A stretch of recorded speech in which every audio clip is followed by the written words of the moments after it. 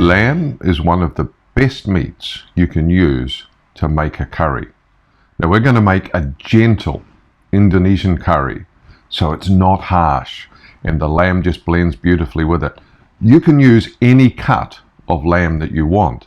We're going to use lamb ribs because we like lamb on the bone. It just seems to give that extra flavor. Now if you don't like the curry too hot, do what we're doing. Cut the chilies in half and take out the seeds. You'll get all the flavor and none of the heat.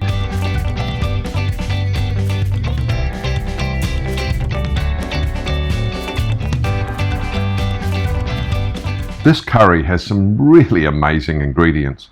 Lemongrass is one of my favorite. Here we're just trimming the lemongrass and then we're going to give it a little bit of a gentle bash. You can use anything. And what it does is it releases the flavors and the oils from that lemongrass when we're going to be cooking with it.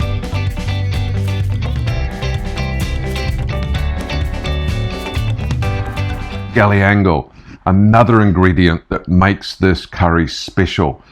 Gives you a complex citrusy base. We're just bashing it here to help release the flavors.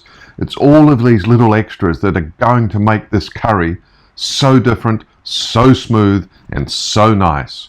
Get your lamb ready. Here we've got some lamb ribs and we're just going to trim them up and then we're going to cut them into bite-sized pieces so you can literally put the bone in your mouth and just kind of suck off the meat, and it's going to give you a wonderful, wonderful curry. Whoa, I'm getting excited. Okay, that was the hard part. We've got all our ingredients ready. And what we're going to do is just sort them now into the categories. First, we're going to make a paste. So we're going to get our ingredients ready to make that paste. This is the base of the curry. And basically, we're going to put it into a food processor or a blender. Here's a list of the ingredients. It's also listed in our recipe on our website. In they go. We're going to put half the oil in, just again to make it a little bit liquid. We're going to blend this up for about 5 minutes, and you want it to be really nice and smooth. We used coriander seeds, but it's easier probably to use coriander powder because then you don't have to blitz it quite so much to grind up those seeds.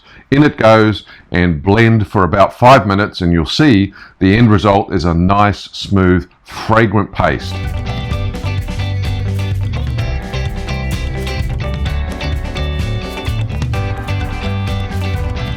Now once you've completed blending the paste, you can see here it's nice and smooth. In it goes to the Instant Pot. Turn the Instant Pot on to saute. You need to bring it up the heat, and you can see it's bubbling away here so that you actually cook out those beautiful herbs and spices that we put in. And you'll know that it's cooked because they start to release the aroma, and you'll get that. And that's when you can add in a little bit of the coconut milk just to loosen it up, or coconut cream I should say. Then stir it. Add in all of the coconut cream, and then you're ready to add in the meat. Again, just stir away, mix the curry paste all around that meat. Here we're adding in 600 mils of water so that the Instant Pot doesn't give us a burn signal.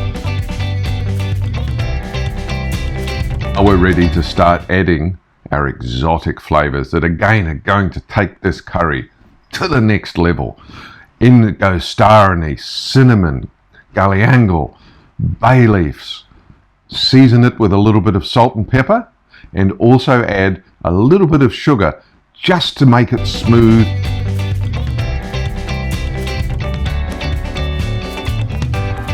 Give them all a good stir around. Don't be afraid to mix them well. And now we're ready to pop on the Instant Pot lid, and we're going to cook on high pressure for 30 minutes and then 10 minutes of natural release, and voila, out it comes. Now don't forget to taste the curry. Always taste before final plating, because if it's not salty enough or not peppery enough or not sweet enough, you can always add a little bit more salt and pepper. We really enjoyed making this curry. It was just so nice to have a lamb curry that was different, exotic and unique. Here we're just plating it up. We do hope you enjoyed this video. Give it a thumbs up, join our channel and join us for the next video. Thanks again for watching from One Pot Dish.